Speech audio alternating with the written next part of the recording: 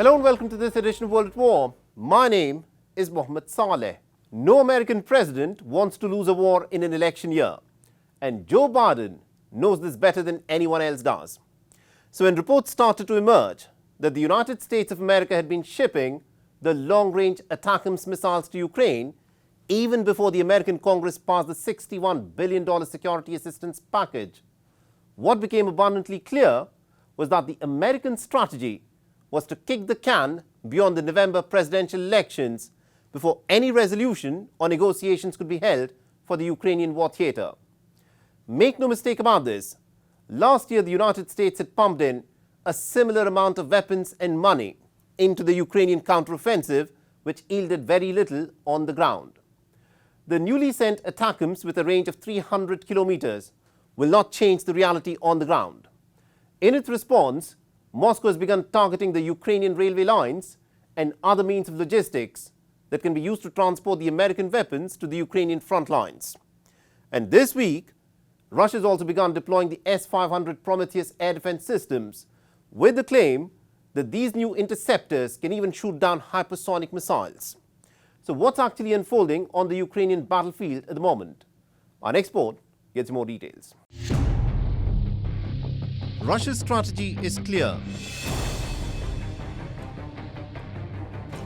The new weapons pumped in by the West would be taken down even before they're brought to the front lines for use. To this end, this past week, Russia has used its missiles and air force to carry out strikes on Ukrainian railways and weapons depots. In this video put out by the Russian Defense Ministry, Kremlin claims that it has managed to take out multiple rocket launcher systems, electronic warfare stations, over 200 Ukrainian drones, besides other military hardware that has been sent by the West.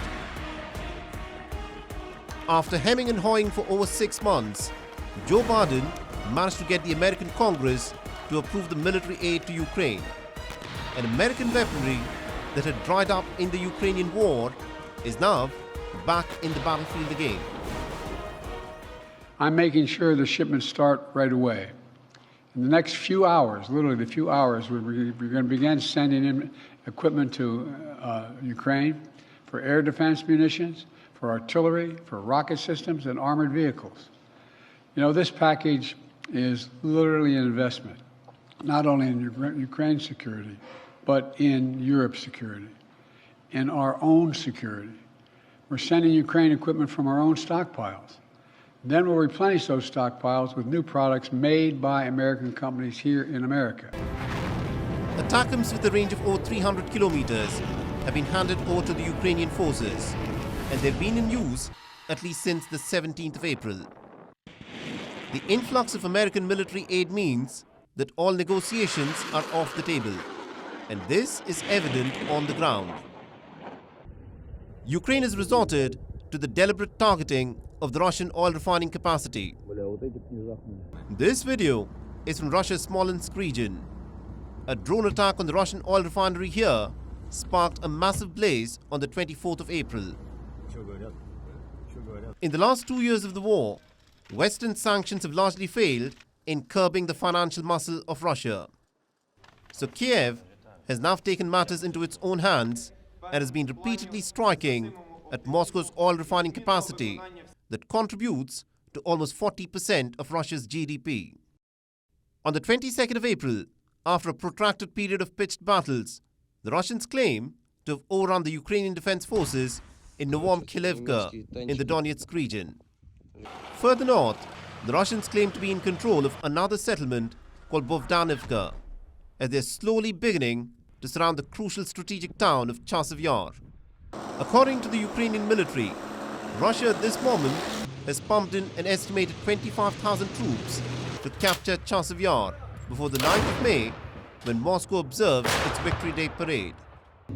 For the defending Ukrainian soldiers, the incoming American aid will only make a difference if it comes in sufficiently large quantities to push back the Russian onslaught. If they had passed the aid package bill earlier, we would have lost a bit less ground. We could have maybe taken back some ground. If we already tried that hard with such a small amount, Some of that equipment is what the Russians leave behind when they retreat, and we use it against them. If they had passed it back then, it would have changed the situation dramatically. А если б тогда ще ухвалили б? On the 22nd of April, a Russian missile strike brought down a 240-meter tall television tower, disrupting television broadcast across Kharkiv. A deadly Russian drone struck Odessa on the 23rd of April, resulting in injuries to at least 9 people. A crucial challenge that Ukraine faces at the moment is the lack of solid air defense systems that would keep the critical Ukrainian infrastructure safe from the Russian missile and drone attacks. Volodymyr Zelensky has repeatedly called for at least 7 more Patriot air defense systems to be sent to Ukraine. Moderate those questions. Lloyd Call on Austin journalists has assured the time Ukrainians constraints I would ask. that the United Those I States call upon will limit send the across more follow-up Patriot questions to give your interceptors colleagues a along chance with to ask NASAM's their air defense systems. I'm also pleased to announce today an additional commitment of $6 billion through our Ukraine Security Assistance Initiative. That will allow us to procure new capabilities for Ukraine from U.S. industry. This is the largest security assistance package that we've committed to date. It will include critical interceptors for Ukraine's Patriot and NASAM's air defense systems, more counter-drone systems and support equipment, significant amounts of artillery ammunition and air-to-ground munitions, and maintenance and sustainment support. The United States can step in and solve the shortage of weapons for Ukraine.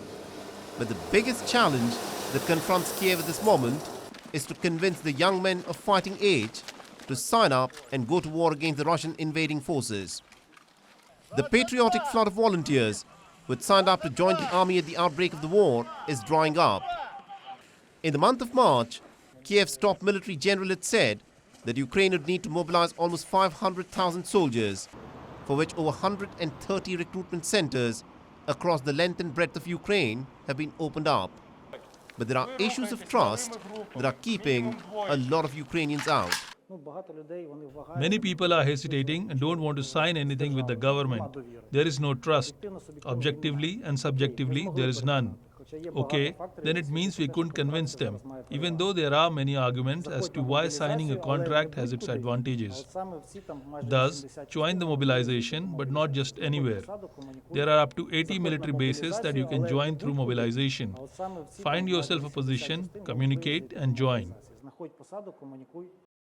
Military contests are decided by logistics and also by the question as to who can field technologically superior weapons.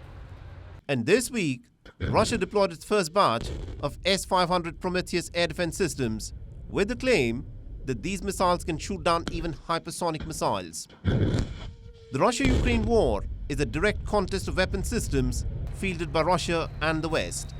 And so far, the Western claims that their weapons have an edge over the weapons fielded by Russia have proven to be hollow.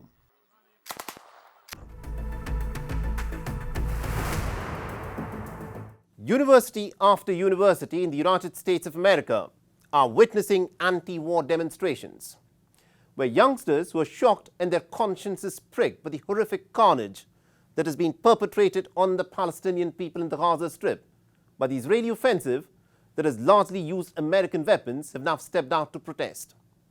What began with just about 70 students of the Columbia University on the 17th of April in New York City has now gone from strength to strength despite threats of suspension and arrests. Students from dozens of universities and institutes have joined the spreading protests, with Columbia University remaining the epicenter of the student protest movement. Large-scale arrests have been carried out by the police in universities across the United States. Chemical irritants and tasers have also been used on the protesting students. But the students have remained steadfast in their demand that their universities and institutions must divest from companies that are enabling this brutal war in the Gaza Strip. What is being witnessed at this moment is reminiscent of the anti-war demonstrations that had rocked the United States of America in the 1960s against the US's Vietnam War. Our next report gets you more details.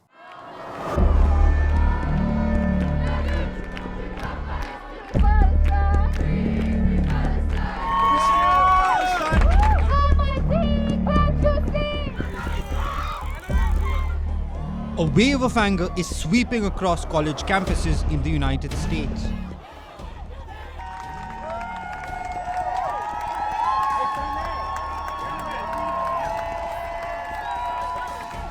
Some of the most prestigious seats of learning in the US have been rocked by protests over the past few days. Students are furious over the Israel-Hamas war and the ensuing humanitarian crisis in the besieged Palestinian territory of Gaza. More than 34,000 Palestinians, mostly women and children, have been killed in Gaza by the Israeli forces since the beginning of the Israel-Hamas war on the 7th of October last year. Columbia University, which has an exchange program with Tel Aviv University, is at the heart of the movement. Students of the prestigious school camped on the lawns of the university on the 17th of April, calling for the school to boycott all activities associated with Israel, in light of the country's war with Hamas and the ensuing humanitarian crisis. The campus protest began after officials at Columbia University called in police to clear the protest encampment, leading to over 100 arrests on the 18th of April. A day earlier, at a fiery congressional hearing, the leaders of the Columbia University had to defend the prestigious New York school's efforts to combat anti-Semitism on campus. Reportedly, some of the Jewish students had described the encampment as threatening and anti-Semitic. That Columbia strives to be a community free of discrimination and hate in all its forms, and we condemn the anti-Semitism that is so pervasive today. Anti-Semitism has no place on our campus, and I am personally committed to doing everything I can to confront it directly. As the protest spread to other US colleges, the pro-Palestinian demonstrators continued to occupy the lawns of Columbia University, which subsequently moved classes online. Emerson College students built pro-Palestinian encampments in an alley in Boston to protest the war in Gaza and in solidarity with Columbia University students.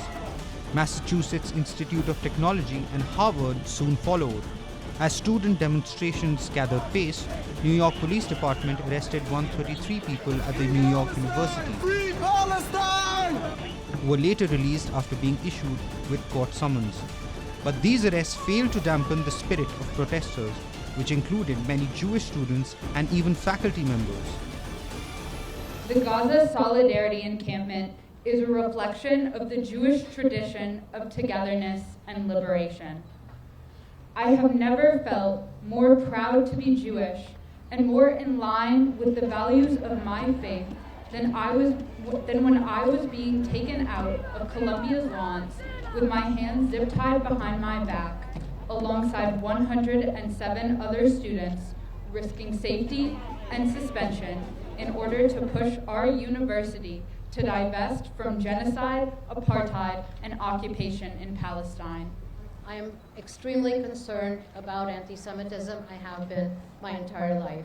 And I'm extremely distressed right now to see how anti-Semitism is being weaponized and misused in the, under the guise of safety and security, but actually in the interest of shutting down academic freedom, free debate, critical thinking, and the openness and the independence of higher education and universities in the United States right now. As the pro-Palestinian protests spread to more US campuses, the US House Speaker Mike Johnson, a Republican, suggested that the National Guard could be brought in to quell protests. My intention is to call President Biden after we leave here and share with him what we have seen with our own two eyes and demand that he take action. There is executive authority that be appropriate. If this is not contained quickly, and if these threats and intimidation are not stopped, there is an appropriate time for the National Guard. We have to bring order to these campuses. We cannot allow this to happen around the country. We are better than this. The suggestion evoked strong emotions in a country where in 1970, the National Guardsmen had killed unarmed college students protesting the Vietnam War on the Kent State University campus. Since the protests began on the lawns of Columbia University on the 17th of April, they have now spread to at least 13 more universities in the US and even at the prestigious French university, Sciences Po, Paris. As authorities run out of patience and police carry out large-scale arrests, there has been no let-up in sit-ins and boisterous demonstrations. The United States has a history of campus protests, whether it be against the Vietnam War, against apartheid, Gulf War, Iraq War, or during the Black Lives Matter movement. It's a record of freedom of expression the United States prides itself on. But will it continue to hold itself to such lofty standards, or will it sing a different tune this time?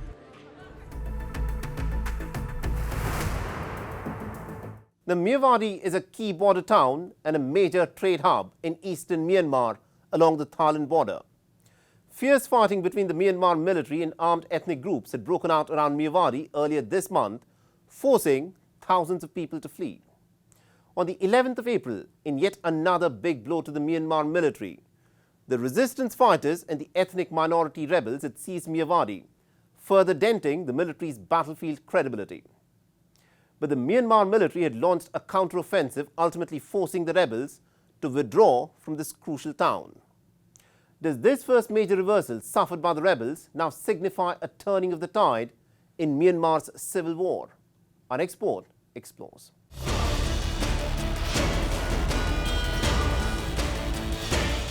The Southeast Asian nation of Myanmar was plunged into turmoil when in the early hours of 1st February 2021, Myanmar military deposed a democratically elected civilian government of Nobel laureate Aung San Suu Kyi.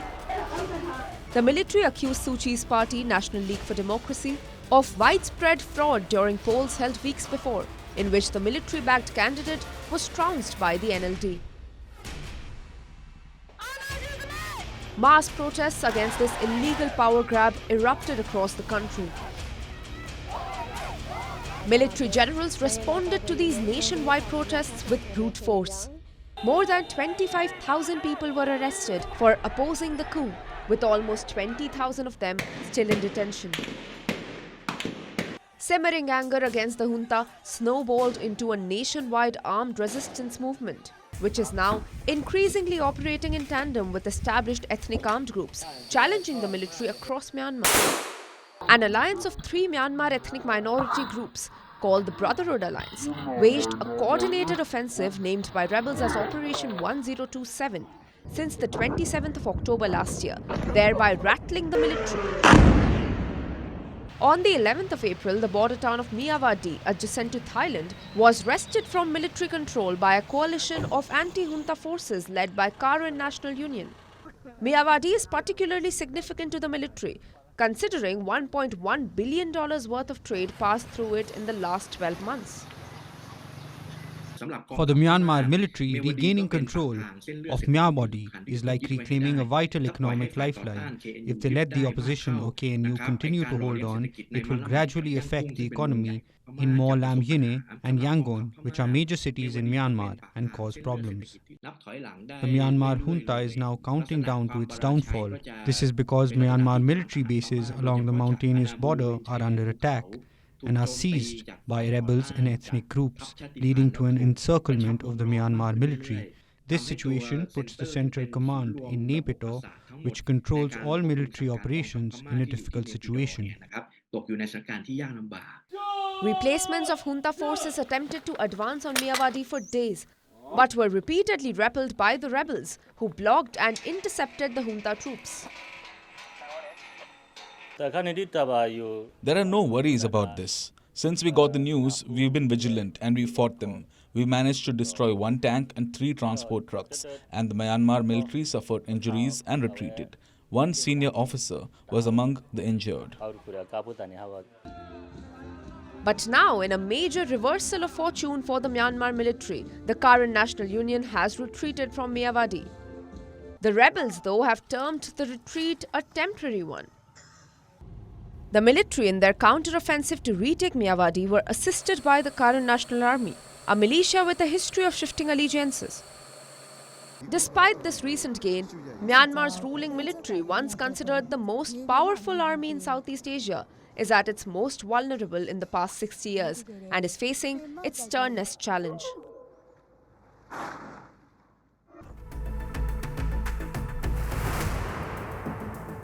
At least 223 civilians, including 56 children, were executed by the Burkina Faso's military in 2 villages on the 25th of February this year.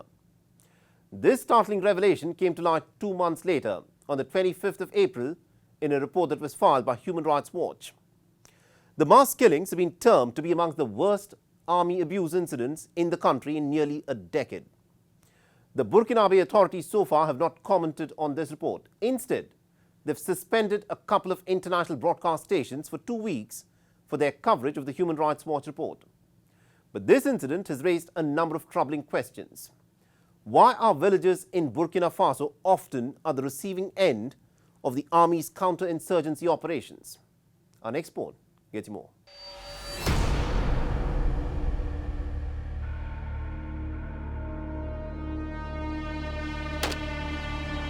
The Sahel nation of Burkina Faso is ruled by a military junta, which seized power in a coup d'etat in September 2022 with the promise to end the Islamist insurgency. The violence, though, has continued to escalate, with more than a third of the country now under control of the jihadist groups. In its fight against insurgency, Burkina Faso has repeatedly faced accusations of serious human rights violations, including indiscriminate killings and forced disappearances. On the 25th of April, in a report released by the Human Rights Watch, another massacre by the Burkina Faso military came to light. On the 24th and 25th of February, Islamist armed groups had carried out several attacks across the country on military targets and on civilian infrastructure, killing scores of civilians, soldiers, and militia members. According to the witnesses, on the 25th of February, between 8:30 and 9 a.m., about half an hour after Islamist fighters had passed the Nondin village in the northern Yatanga province, a military convoy with about 100 Burkinabe soldiers arrived on motorbikes, pickup trucks, and at least 2 armored cars. The soldiers went door to door, ordered people out of their homes, asking them for identity cards. They then rounded up the villagers in groups before opening fire on them. Anyone trying to flee or hide was not spared. The carnage continued in the nearby Soro village, where the soldiers arrived about an hour later. 44 people, including 20 children, were killed in the Nondin village, whereas 179 people, including 36 children, were massacred in Soro. The mass killings are believed to be retaliation by the military, which accused the villagers of aiding the armed Islamist fighters. According to a survivor account, the military accused the residents of failure to cooperate by not informing them of the movements of the Islamist fighters. What's worse is that Burkinabe authorities have failed repeatedly to prevent and even investigate such atrocities thoroughly. The villagers are caught in the crosshairs of this conflict between the Burkinabe army and the insurgents, and often end up paying for it with their lives. It is high time the conduct of Burkinabe security forces fully complies with international humanitarian and human rights laws.